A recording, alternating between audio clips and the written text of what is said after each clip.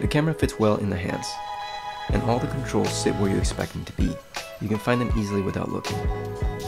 Throughout the day, the camera performed very well. I didn't find it holding me back from any of the shots I wanted to take. How's it going, everyone? So today we're going to be taking a look at this camera. And this is the Fujica STX-1. This was Fujifilm's entry-level model back in 1982. And we're going to see if this is worth picking up as a budget film shooter or if you're just starting out in film photography. In this review, we're going to look at an overview of the camera and then focus on 3 key points: usability, lens selection, and durability. Alright, let's get into it. During the early 80s, there was a lot of competition between camera manufacturers, each one trying to outdo the other with every new model. The STX-1 was a relatively bare-bones offering from Fujifilm. The body was made of durable magnesium alloy, and on the outside it featured a shutter speed selector knob maxing out at 700th of a second. More on this later. A self-timing mode, film advanced lever, small frame count window, and a shutter button lock. There is even a hot shoe, so you can hook up an external flash and sync it to 1/60th of a second. The viewfinder of this camera is a pentaprism type, which aids in the clarity of what you're seeing. It has a 92% coverage of the frame, and looking through, you'll see a round, split prism focusing aid. The selected shutter speed on the left, and a simple needle type light meter on the right. To get to the light meter's battery, all you need is a coin. On the back side of the camera, on the top left, there's a small cap. Insert the coin and twist counterclockwise.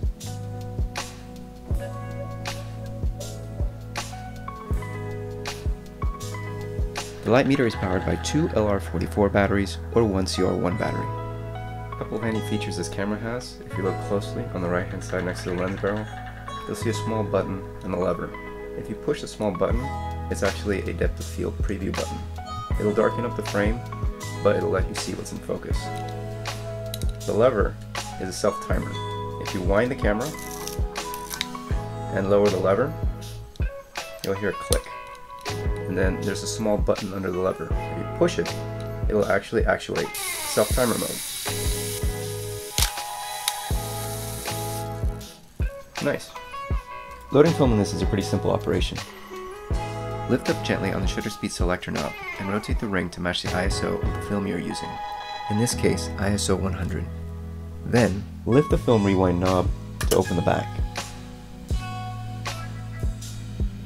Take the film cartridge and put it in with the leader on the bottom. Push down the rewind knob. Extend the film across the camera's film plane and inserting it behind one of the fins on the take-up spool. Adjust the tension on the film. Make sure the film grooves link up with the sprockets both on top and bottom. Advance the film. Fire the shutter. Advance the film once more. And close the back. That's it. Make sure the film rewind knob rotates with every pull of the advance lever. Keep advancing until you reach the first frame. Once you finish your roll, push the small button on the bottom of the camera. This releases the film on the inside.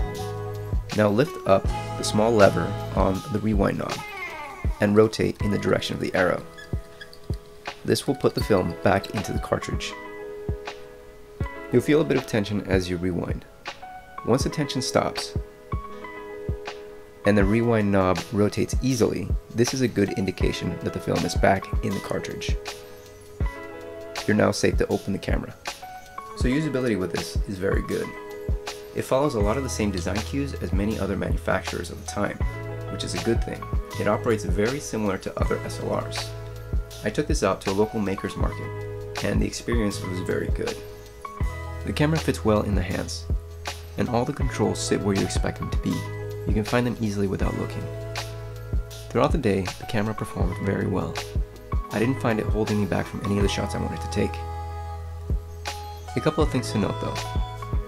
The placement of the shutter selector knob can be a bit of a pain. To access it comfortably, you have to move the advanced lever slightly out of the way. Also, if you have to replace the batteries, the battery cap on the back of the camera can be a bit of a hassle to get back on. But These are minor things, especially since this camera can be picked up for under $100 with lens, as of this recording. Let's talk about lens selection now. So, Fujifilm offered up a lot of good lenses for this camera system, ranging from ultra wide to super telephoto.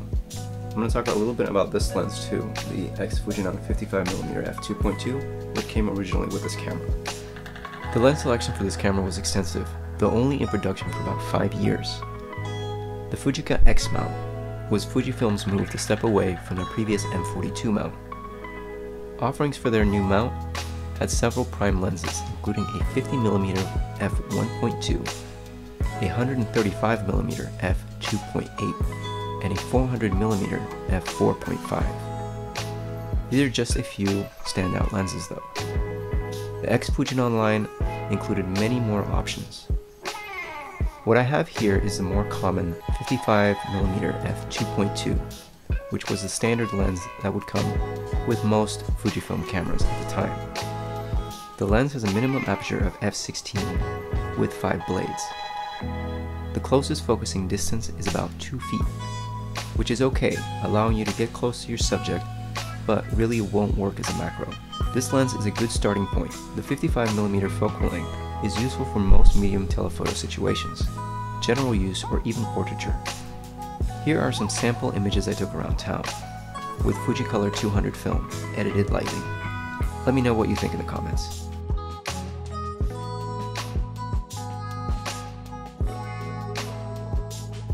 Let's talk about durability now.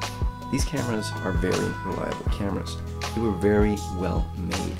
The body itself feels very solid, and there's a fair amount of weight to it. Also, being fully mechanical, there are a few things that can go wrong here. This is from 1982, and everything feels tight. Everything feels solid, which is impressive. It just goes to show how much effort Fujifilm put into making these. On a side note, this particular camera, actually took a dive into the ocean. It had to be fished out. That's how deep it went. But it was taken to a repair shop afterwards, and here it is, 40 years later, still taking photos. If that doesn't show how reliable these are, I don't know what will. By the way, I don't recommend dropping any camera into the ocean. It is not a good idea. So in conclusion, is this the best budget SLR to get started with film photography? I think it might just be.